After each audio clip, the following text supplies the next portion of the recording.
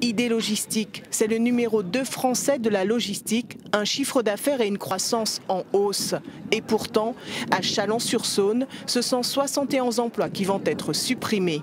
Sur le site d'ID Logistique, les salariés ont l'impression d'avoir été sacrifiés. Le groupe marche bien. Ce Pelle Chalon ID Logistique, et à chaque fois, ils nous ont enlevé notre client principal. Ils nous les ont mis sur d'autres sites qui appartenaient au groupe. Et comme s'ils voulaient couler carrément Chalon, je pense.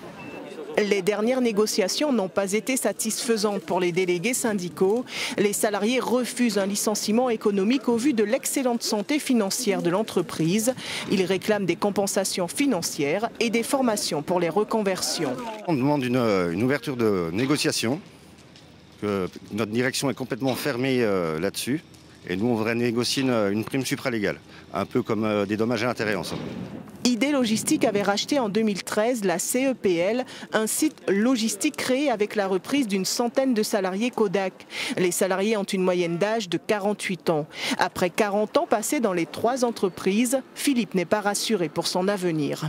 La situation sur le bassin de la Saône-et-Loire, surtout de Chalon-sur-Saône, même si on a eu des arrivées de Amazon et de Redus, qui est pour des emplois logistiques, les places sont déjà toutes prises en quelque sorte.